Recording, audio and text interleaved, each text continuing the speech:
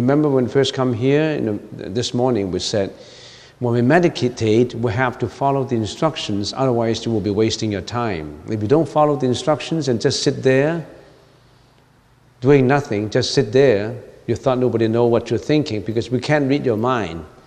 We can't read your mind. If you just sit there doing nothing or sleeping, it's not of any use to you. You may as well go home. You don't need to sit in here, idling. So there are 3 A's of meditation that if you sit at home, if you sit here, you have to follow these 3 A's of meditation. A stands for adjustment. You have to adjust from the temporal world, from the materialistic world to the spiritual world. Because you are going into another world, a world of spirituality, not a world of materialism anymore. So, we said, to summarize from sutras and abhidhammas and sastrases, to you, we need 3 adjustments. The first one is adjustment to the body. The second one is adjustment to the breath. The third is the adjustment to the mind. And we have been very brief because when we first start with meditation, we don't want to spend 2 hours explaining to you the 3 adjustments. We just briefly summarize and explain it to you. But today we go a little deeper. The first adjustment is adjustment to the body. Adjustment to the body requires not just to the body, to what your body interact with, which is the environments. So we adjust, first of all, externally from what is outside of us, then we go inside of us. From the crude to the refined, from the external to the internal. So that's how you look at it. When you meditate, you reflect within, you don't reflect outside. So let's talk about adjustments to the body, adjustment externally. Before we even adjust to the body, what is external to our body is the environment, which includes the body. There are 5 conditions that have to be fulfilled in order to have the proper adjustment to the body. The first one is, let me just repeat the Chinese language first. 持戒清净, or 持戒清净. So it's observance of the purity of maintaining precepts, or observance of precepts.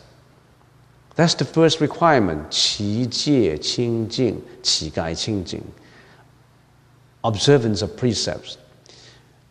If anybody who meditate without adhering or following the precepts, you're not doing the right, genuine meditation. Even if you are successful in obtaining samadhi, that is not true samadhi. Why did I say this? What are the precepts? What are the precepts? What's the precepts has, of course, has other synonyms. For example, sila, S-I-L-A in the Sanskrit language, sila, or praktimoksa in Sanskrit language. They all have the same meaning, following things that you should not do. There are things in this world that whatever you're doing, there are things that you should do, and there are things you cannot do. There are things you should say, and there are things that you cannot say. I want to do everything I want. As long as I like it, I can do anything in this world. That's a no-no. You cannot just do whatever you want. So these are the precepts. What are these precepts? Maybe let me go through some of the precepts. When we through three ways we carry out karma. In other words, whatever we are doing, we do it through three sources. Through the body, by physical action, or from the mouth, verbal, speech, or from thinking. So whenever the karma is created out of three sources, in the Chinese language we call it 身口意. So karma is created through behavior, through physical behavior. That's number one. Through the speech, verbally, from the mouth, and through the mind, with mentality. That almost contains all. Anything else? No. That from behavior, from speech, from thinking. And of course, the foundation of it, the main source of it is from thinking. Because every action, every behavior, every word you utter is from mentality. But just to split it up into three sources is body, speech, and mind, or physical, verbal, and mentality. What can the physical part of the body do? What can your behavior do? What would your behavior do? Do you know how you behave? Do you know physically what you can do? There are virtuous things that you do, and there's non-virtuous deeds that you do. What are the non-virtuous ones? Killing, stealing, and sexual misconduct. These are from behavior. You can do killing, you can do stealing, and you can do sexual misconduct. These are the things that you do behaviorally. Of course, the virtuous things is abstinence from it, refrain from it. Abstaining from killing, not killing. Abstaining from stealing, it means not stealing.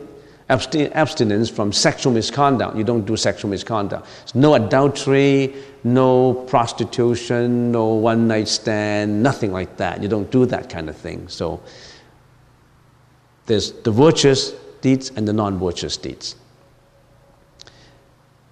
And of course, you can analyze further in detail. What is killing? Did I kill?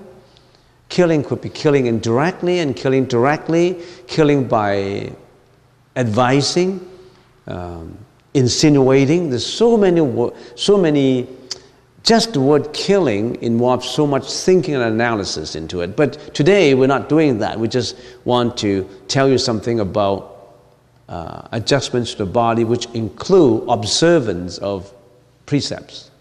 So you must not kill, you must not steal, and you must not commit sexual misconduct.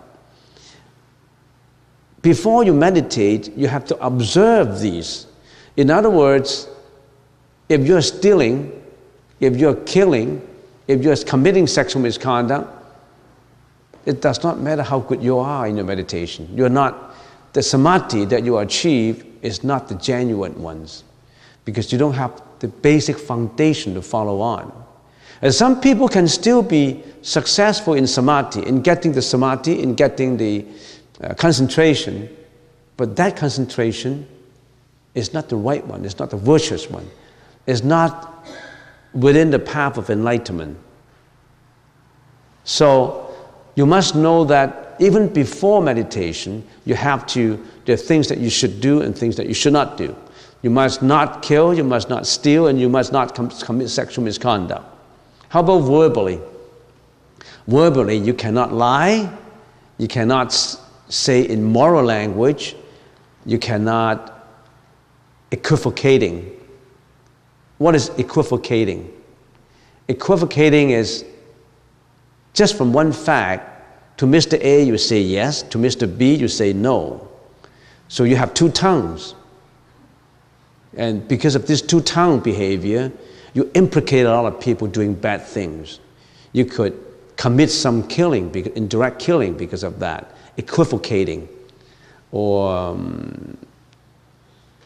in office politics, we call it stepping people's back. Your colleague stepping your back. Tell-to-telling, many things could be committed in equivocating, equivocal language. So lying, immoral language, slandering, equivocating, all this is from the mouth.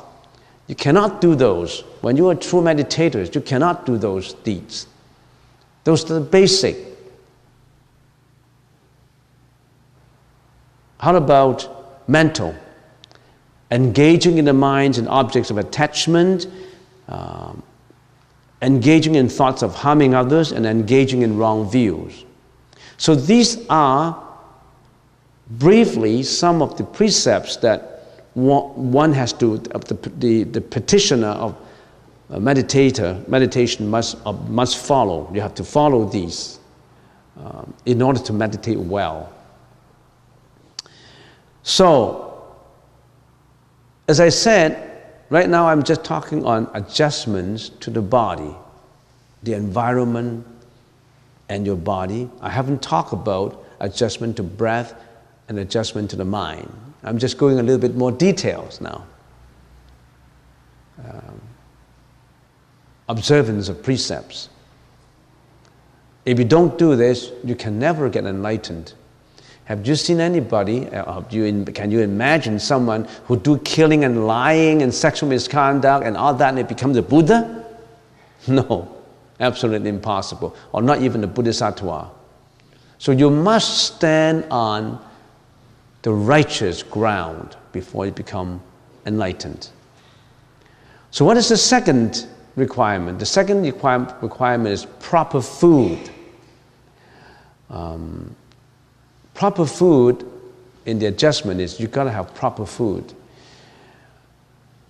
I have seen people who half an hour ago, before they come for meditation, they came from a restaurant. They fill their stomach with lobsters and fish and steaks and meat and pork chops and everything. And then immediately after they have eaten all these things, they come for meditation.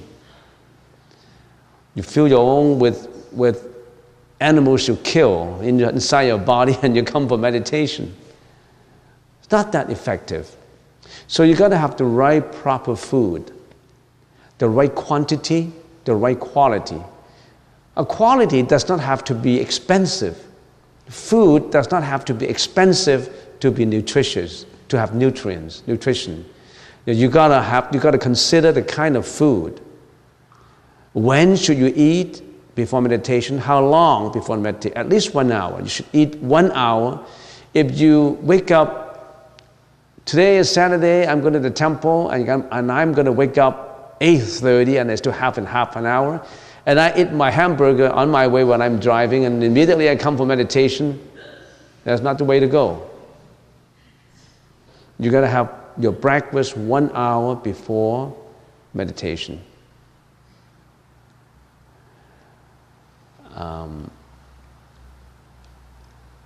So this is something that you should watch out. Proper food. Preferably, there should be a vegetarian, not eating meat.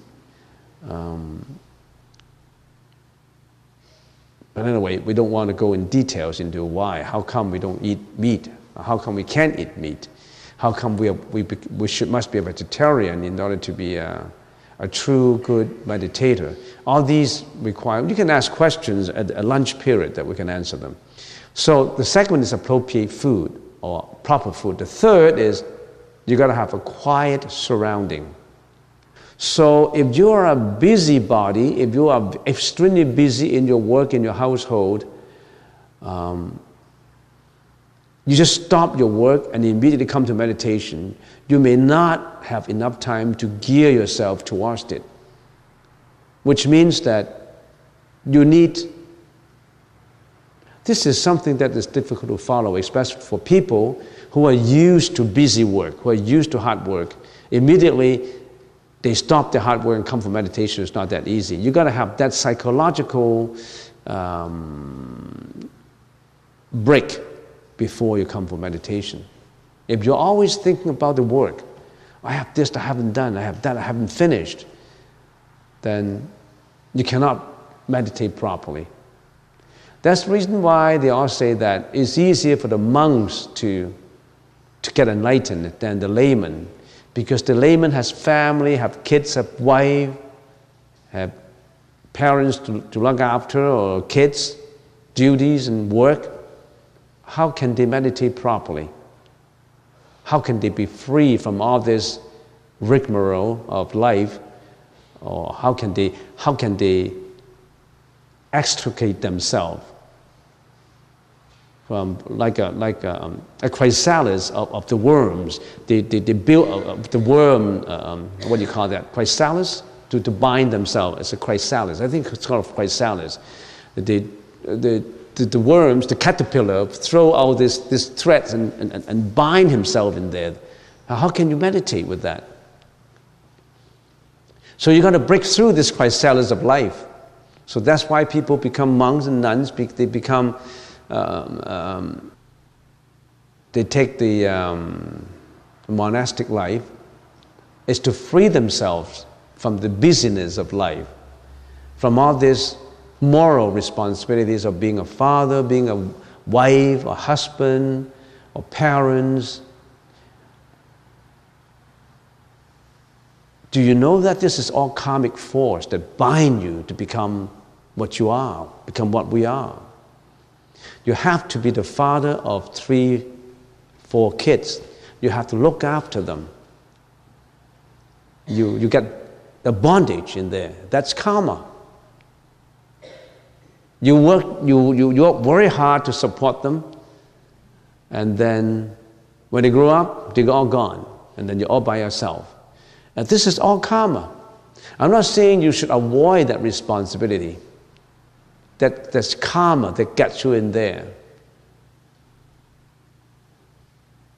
So, if you lead a monastic life, then maybe you can free yourself from all these duties and responsibilities. And even in a monastery, like me, I have a lot of duties and responsibilities to look after the temple and make sure everything is okay. Now, why do I do that? Well, you should go up to the mountain and lock yourself in a cave and meditate. You don't need these duties and responsibilities. You look at this in another way. A true bodhisattva can sacrifice his time for others. I know that if I don't have any responsibilities, I avoid my responsibility and I get into a Bhutan in a cave which is so quiet and nice, and then I can meditate in there and there's no nuisance, no responsibilities, no duties. Then I'm not enlightening anybody.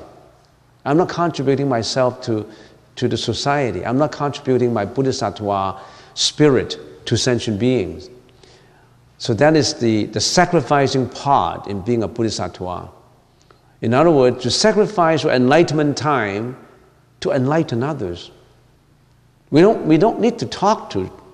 It's free, you know. Why should I talk to you to get you enlightened? Do I have that responsibility? The Hinayana and some of the Theravada schools said that I don't need to do it like that. I just meditate in my cave and I become enlightened and I'm free. I emancipate, liberate myself from suffering, and that's sufficient. But the Bodhisattva said, no, I cannot be completely liberated unless all sentient beings become liberated. I don't want to leave them. I want to be one with them. Do you see the difference? Whatever you choose, you want to choose to be Theravada. You want to enlighten yourself first. You want to know how to swim first so that you won't get drowned. That's good enough. However, you have not mastered the swimming technique, but you start to save people in the process of learning it. That's even more acceptable too, because you're more considerate, you're more compassionate, you're more caring for others. That's another approach. Whichever your approach you take, that's up to you. Which one is the greatest is up to your thinking to decide. So, you're going to have a quiet surrounding and also avoidance of excessive duties and responsibilities. And the fifth is close to a true teacher. Nowadays, there's so many centers internet websites that you can access to. You have to be close to the true, authentic, conscientious ones. Teacher include 3 ways as a teacher. The first one is those who protect or give you a place, who support you. They are your teachers too. That's the first teachers. What is this kind of teachers? The donors of the temple. Do you know that what you enjoy now is donated by a lot of generous people? Every tile, every floor, they work very hard to make the money, and they have the generosity to donate it so that we can build this hall, so that you can enjoy meditation within it. Those are your teachers, those are the donors, those are your protectors, those are the considerate people who consider not only himself, who consider giving out to the society. So I remember last lunch there was a question saying, how come we need to build a majestic temple? It's enough to build a poor little shack to accommodate people, and that's good enough. No, there are people who are so generous and they say, we want to build a majestic, magnificent temple to attract people to come in there and to give them the facilities so that they become enlightened. So these are bodhisattvas. These are teachers. They are invisible to you. They are not related to you. They may not even be, in your frame of mind, the teacher who's standing in front of a classroom and write on the chalkboard, and give you lectures and notes. These are the teachers who are donors, who support every tile, every floor tile, every column, all the painting and everything. This is all donated. And they have a lot of merits in what they did because they are for people. It's just like in the lunch. Some people say, I just go and get a free lunch. That's good enough for me. A free lunch, vegetarian lunch, it tastes good. I like it. So every Saturday noon, I come for a free lunch. Do you know that it's more blissful to give than to receive? If you're always sitting in there and waiting for people to give it to you, it's not as blissful as to giving out. People like to give. And you don't just sit there and receive. You also like to give too. Every lunch is donated by people who are generous, who are compassionate. Do you want just to be the receiver, or you also want to be the giver? So there are people who give in every way. Those are the teachers. That's the number 1 teachers. Number 2 teachers is those who practice with you. You are my teacher too. Your neighbor, every one of your neighbor right now is your teacher. They always have something that you can receive teaching from. They practice with you. They're not your enemies, they're your teachers too. You discuss with them, you progress with them. They are your companion teachers. And the 3rd teacher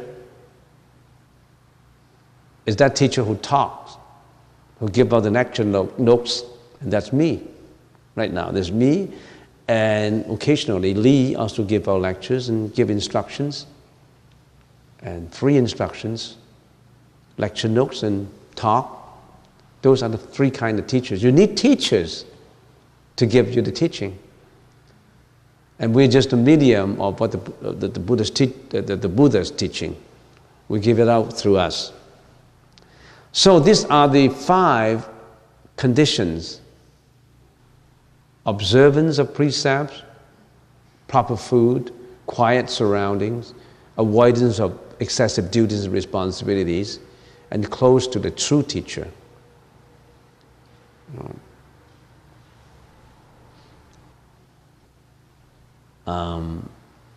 Adjustments to the body. And then when we get closer and closer, we say, how do we sit? And you know that. How to half lotus position, full lotus position. We cross our legs, or we put both legs on the floor. We loose clothes, no tightened belt, no perfume, no cologne, no fabric softener clothes with pungent smell of fabric softener. Remember, just to repeat, don't wear any perfume when you come to the meditation hall. You don't want to affect your neighboring meditator. No cologne. Preferably, of course, you take your bath before you come. After you jog for 2 miles, you're sweating and you come for meditation, we don't want to subject our noses to the sweatiness of the smell. So make sure that you have everything is clean before you come for meditation. So this is adjustment to the body. If you're at home, of course, you cannot meditate in front of an air conditioner, not in front of a window where the wind is blowing at you, not close to a TV and a phone. All these you have to observe. Adjustment to the body is relatively easy. Of course, the posture, you cannot have a crooked back, you cannot lean against the wall, and the tip of your tongue on the roof of your mouth, and don't tilt up your shoulders like that. You have to relax. You have to tell every part of your body to relax. You do a counting toll of every part of your body. You tell your head to relax, your eyes, your nose, your ears. You just virtually whisper to yourself that head, the eyes relax, ear relax, nose relax, tongue relax. You tell every part of your body to relax. How can you meditate without relaxation? So you do that, that's adjustment to the body. The next is adjustment to breath. When you're meditating, what is your object of attention? You need an object of attention to meditate. As I said, when you're not meditating, what are your objects of attention? Whatever form is the object of attention of your eyes, sound, object of attention of your ears, taste, object of attention of your tongue. You get all kinds of objects of attention. Millions and billions and uncountable of them. And in the process of interacting with these objects of attention, mental afflictions is created at the same time. Mental functions. What are these mental functions? Greediness, hatred, jealousy, enmity, fraudulence, negligence, hatred, violence, all these things, because when you are interacting with the outside world, all these objects of attentions, you create these mental functions and afflictions, and at the same time, you perform the action, your speech, and your thinking, and you create your karma, and then you suffer. But as a meditator, when you're meditating in here, we don't want those millions and uncountable objects of attention. We want to simplify all these that we encounter in the outside world into just one object of attention. Do you know that we've been doing that? Or you don't know? It's getting a little late if you know now, but it's okay. Better than not knowing it. What you're doing now is actually something wonderful, something wondrous. Why? Because you're reducing millions of objects of attention into just one. And what do we use in here? There's so many. You can create your own object of attention. But what we use now is the breath. We say, we visualize ourselves as one molecule inside the nostril, and we are feeling the air in and out. That's our object of attention inside. We create this object of attention in order that we eliminate all others of our object of attention. Can you do that? It's extremely difficult. Why? Because since millions of life cycles, we have been subject ourselves to so many millions of object of attentions that you reduce your attention to just one. It's extremely difficult. But that's what the Buddha did, and he became successful in enlightenment. Because we've been confused by all these objects of attention. And we perform karmic force corresponding to this object of attention. Now we reduce it to one. And we train ourselves to be consistently concentrating in that object of attention. Why do we do this? Why do we do this? Why do we create this object of attention and then stick onto it? Because we want to know the mind, because we want to strengthen the mind, because we know the mind is very powerful. If we concentrate our object of attention in all others, our mind will be led away to do all these other things. If our object of attention is simplified to just one, in the path of development and of enlightenment, we'll go that route, we'll go the saintly route. So that's our object of attention, the breath, adjustment to breath. Why do we choose this object of attention? Why not just a flame, a candle flame? Why not a Buddha statue, image? Depends on what you're used to. But the Buddha has always been suggesting breath, because breath is the most inherent in you, the closest to you. Your breath is the closest to you. You can feel it. And it can easily create that equanimity in you. So don't regard this as something very simple, very easy. It's extremely difficult. But you become successful in concentrating in this object of attention, the power comes. Because the mental power comes in that way. And that is the adjustment to breath. You see, usually when Lee do the introduction, it takes him about 10 minutes. But now I've been talking about these 3 adjustments for 45 minutes already. I haven't finished. So this is the time to know a little bit more about it. The next time I talk about it for probably 2 hours. Yeah, I don't know. It's just a little bit increase more and more and more so that you know about it. So this adjustment to breath is to create your object of attention. Just apart from the spiritual, the religious connotation of this.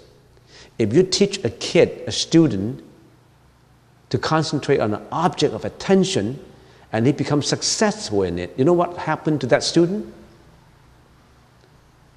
He will be an A student because he has so much attention, concentration in what he's doing. He just need 10 minutes to finish one chapter because he can concentrate in it. Whereas Sunny, his thought is so desultory that he cannot concentrate. Some people cannot concentrate. He cannot study. The person who can concentrate is always the good studier, the good worker. Mind, mental, mind, the power of the mind. Whatever the mind can conceive, the mind can do, right? If the mind wants to do something bad, it will carry out the bad deeds. If he's so concentrated in it. If the mind wants to do something good, he'll be successful in the good deed. Which one do you want? Of course, the good ones. So that's adjustment to breath.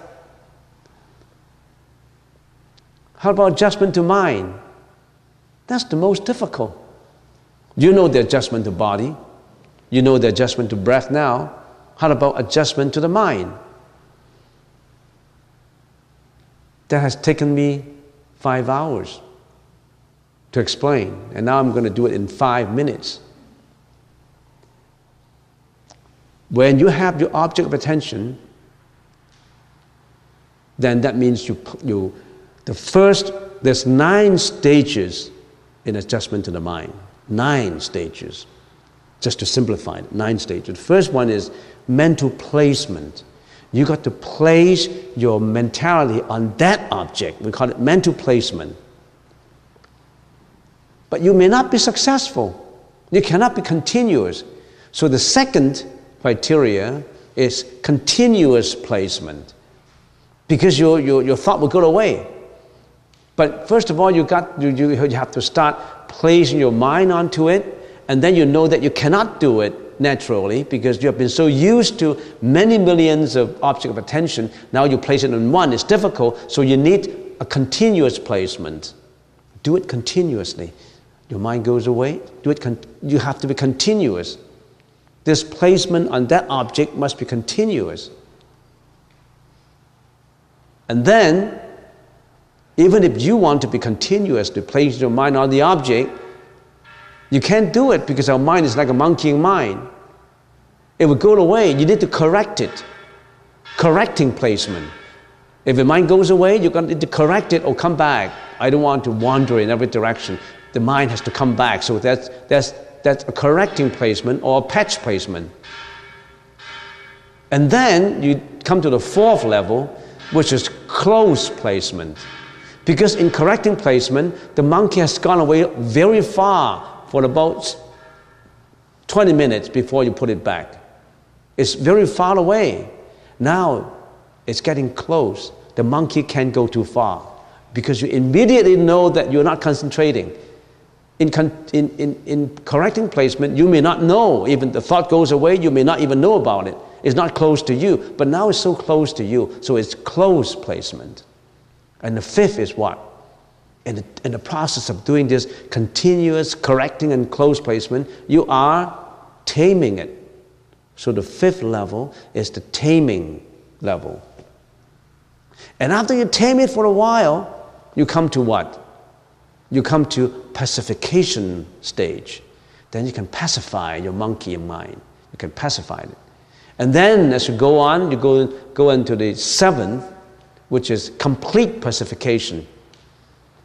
Complete pacification is you have very few distraction. You still need to apply effort onto it, but very few distraction.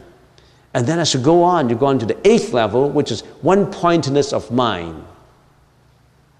That means no more distraction, but you still need to apply efforts to it.